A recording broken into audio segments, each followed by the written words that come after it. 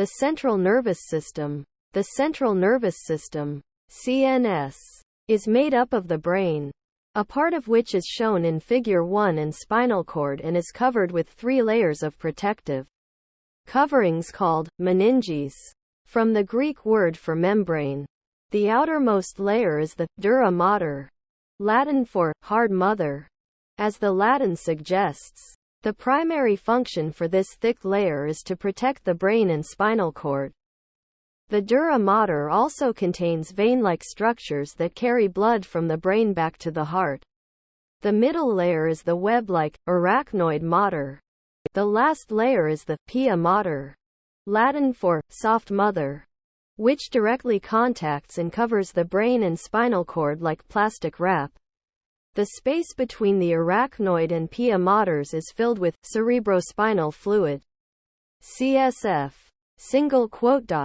CSF is produced by a tissue called choroid plexus in fluid-filled compartments in the CNS called ventricles. The brain floats in CSF, which acts as a cushion and shock absorber and makes the brain neutrally buoyant. CSF also functions to circulate chemical substances throughout the brain and into the spinal cord. The entire brain contains only about 8.5 tablespoons of CSF. But CSF is constantly produced in the ventricles. This creates a problem. When a ventricle is blocked, the CSF builds up and creates swelling, and the brain is pushed against the skull. This swelling condition is called hydrocephalus, waterhead, and can cause seizures, cognitive problems, and even death if a shunt is not inserted to remove the fluid and pressure.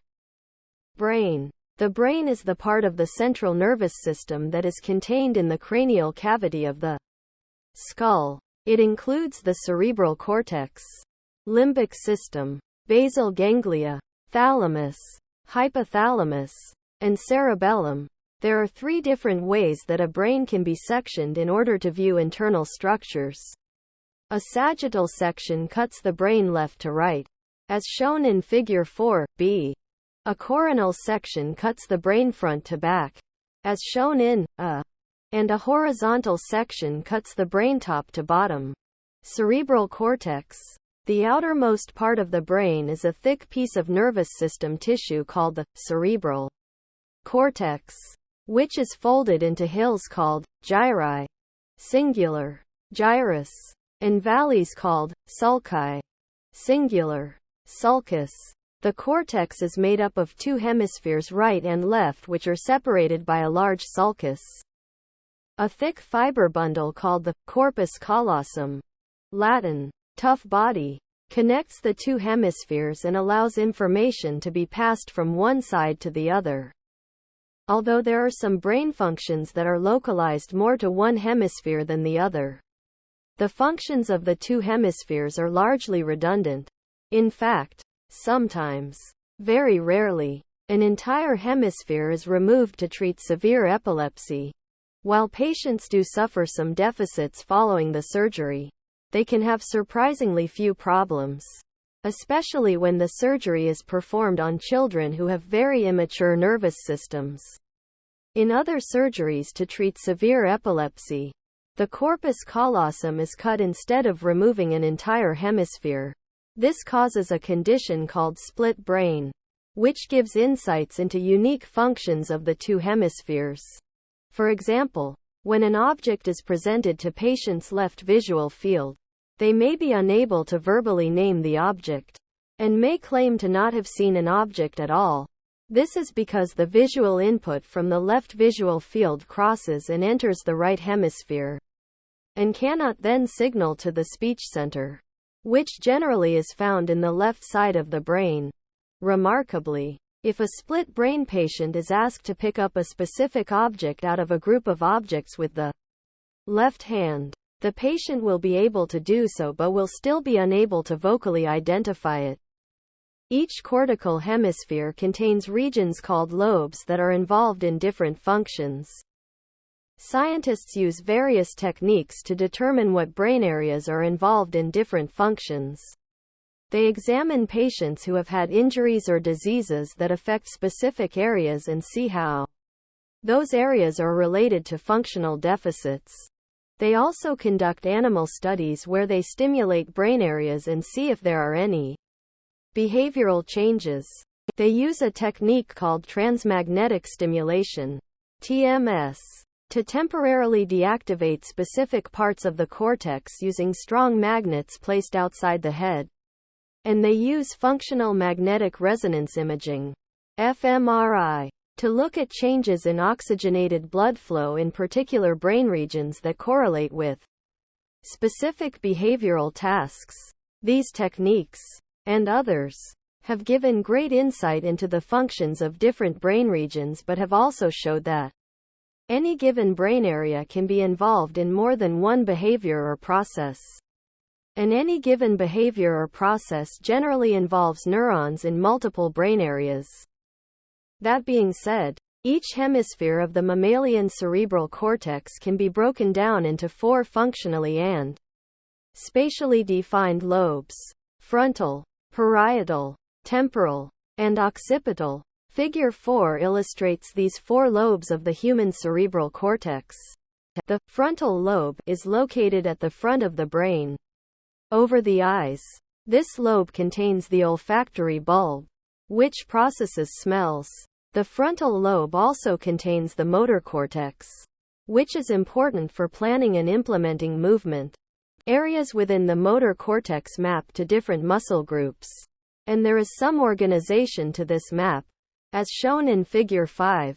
For example, the neurons that control movement of the fingers are next to the neurons that control movement of the hand.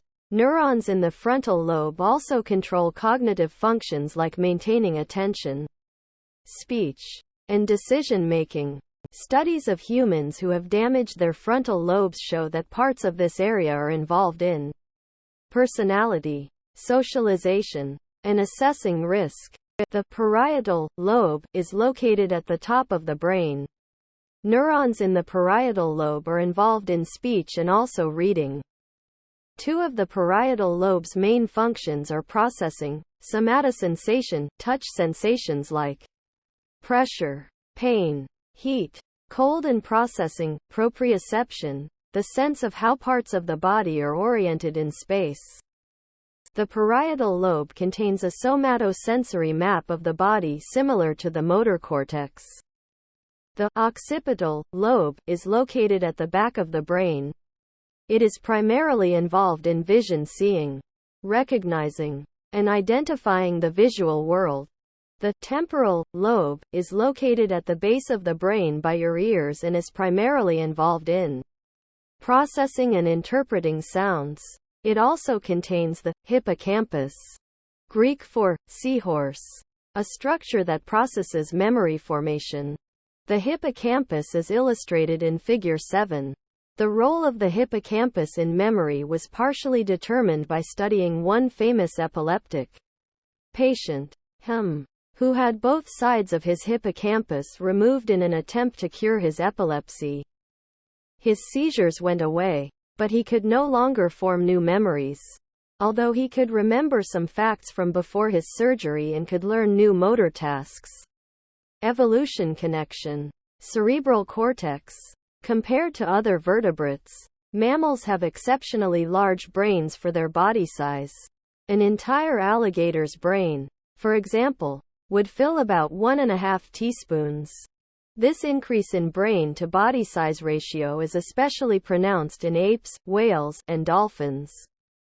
While this increase in overall brain size doubtlessly played a role in the evolution of complex behaviors unique to mammals, it does not tell the whole story. Scientists have found a relationship between the relatively high surface area of the cortex and the intelligence and complex social behaviors exhibited by some mammals. This increased surface area is due, in part, to increased folding of the cortical sheet, more sulci and gyri. For example, a rat cortex is very smooth with very few sulci and gyri. Cat and sheep cortices have more sulci and gyri. Chimps, humans, and dolphins have even more. Basal ganglia. Interconnected brain areas called the basal ganglia, or basal nuclei, shown in B, play important roles in movement control and posture. Damage to the basal ganglia, as in Parkinson's disease, leads to motor impairments like a shuffling gait when walking. The basal ganglia also regulate motivation. For example, when a wasp sting led to bilateral basal ganglia damage in a 25-year-old businessman, he began to spend all his days in bed and showed no interest in anything or anybody. But when he was externally stimulated, as when someone asked to play a card game with him, he was able to function normally. Interestingly, he and other similar patients do not report feeling bored or frustrated by their state. Thalamus. The thalamus, Greek for inner chamber, illustrated in Figure 7, acts as a gateway to and from the cortex. It receives sensory and motor inputs from the body and also receives feedback from the cortex.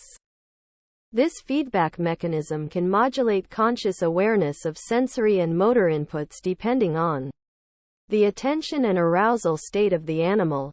The thalamus helps regulate consciousness, arousal, and sleep states. A rare genetic disorder called fatal familial insomnia causes the degeneration of thalamic neurons and glia. This disorder prevents affected patients from being able to sleep, among other symptoms, and is eventually fatal. Hypothalamus. Below the thalamus is the hypothalamus, shown in Figure 7.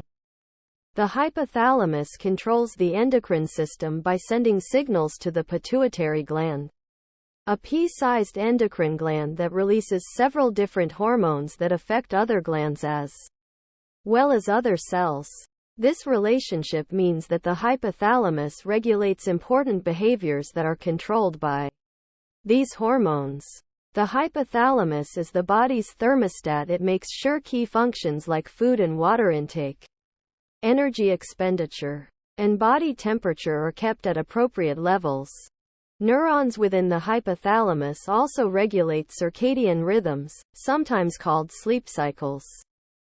Limbic system. The limbic system is a connected set of structures that regulates emotion, as well as behaviors related to fear and motivation. It plays a role in memory formation and includes parts of the thalamus and hypothalamus as well as the hippocampus. One important structure within the limbic system is a temporal lobe structure called the amygdala, Greek for almond, illustrated in Figure 7. The two amygdala are important both for the sensation of fear and for recognizing fearful faces.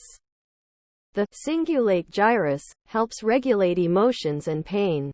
Cerebellum. The cerebellum, Latin for little brain, shown in Figure 4, sits at the base of the brain on top of the brainstem. The cerebellum controls balance and aids in coordinating movement and learning new motor tasks. Brainstem. The brainstem, illustrated in Figure 4, connects the rest of the brain with the spinal cord. It consists of the midbrain, medulla oblongata, and the pons. Motor and sensory neurons extend through the brainstem, allowing for the relay of signals between the brain and spinal cord. Ascending neural pathways cross in this section of the brain, allowing the left hemisphere of the cerebrum to control the right side of the body and vice versa. The brainstem coordinates motor control signals sent from the brain to the body. The brainstem controls several important functions of the body, including alertness, arousal, breathing, blood pressure, digestion, heart rate, swallowing, walking, and sensory and motor information integration. Spinal cord. Connecting to the brainstem and extending down the body through the spinal column is the spinal cord, shown in Figure 4. The spinal cord is a thick bundle of nerve tissue that carries information about the body to the brain and from the brain to the body. The spinal cord is contained within the bones of the vertebrate column but is able to communicate signals to and from the body through its connections with spinal nerves. Part of the peripheral nervous system. A cross-section of the spinal cord looks like a white oval containing a gray butterfly shape. As illustrated in Figure 8, myelinated axons make up the white matter, and neuron and glial cell bodies make up the gray matter. Gray matter is also composed of interneurons, which connect two neurons each located in different parts of the body. Axons and cell bodies in the dorsal, facing the back of the animal, spinal cord convey mostly sensory information from the body to the brain. Axons and cell bodies in the ventral, facing the front of the animal, spinal cord primarily transmit signals controlling movement from the brain to the body. The spinal cord also controls motor reflexes. These reflexes are quick, unconscious movements like automatically removing a hand from a hot object. Reflexes are so fast because they involve local synaptic connections. For example, the knee reflex that a doctor tests during a routine physical is controlled by a single synapse between a sensory neuron and a motor neuron, while a reflex may only require the involvement of one or two synapses. Synapses with interneurons in the spinal column transmit information to the brain to convey what happened. The knee jerked, or the hand was hot. In the United States, there are around 10,000 spinal cord injuries each year. Because the spinal cord is the information superhighway connecting the brain with the body, damage to the spinal cord can lead to paralysis. The extent of the paralysis depends on the location of the injury along the spinal cord and whether the spinal cord was completely severed. For example, if the spinal cord is damaged at the level of the neck, it can cause paralysis from the neck down, whereas damage to the spinal column further down may limit paralysis to the legs. Spinal cord injuries are notoriously difficult to treat because spinal nerves do not regenerate. Although ongoing research suggests that stem cell transplants may be able to act as a bridge to reconnect severed nerves, researchers are also looking at ways to prevent the inflammation that worsens nerve damage after injury. One such treatment is to pump the body with cold saline to induce hypothermia. This cooling can prevent swelling and other processes that are thought to worsen spinal cord injuries. Section summary. The vertebrate central nervous system contains the brain and the spinal cord, which are covered and protected by three meninges.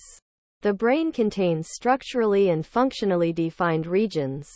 In mammals, these include the cortex, which can be broken down into four primary functional lobes: frontal, temporal, occipital, and parietal. Basal ganglia, thalamus, hypothalamus, limbic system, cerebellum, and brainstem-although structures in some of these designations overlap, while functions may be primarily localized to one structure in the brain. Most complex functions, like language and sleep, involve neurons in multiple brain regions. The spinal cord is the information superhighway that connects the brain with the rest of the body. Through its connections with peripheral nerves, it transmits sensory and motor input and also controls motor reflexes. Thank you for watching BookTube channel. Make sure to smash the like and subscribe buttons to receive notifications about new contents.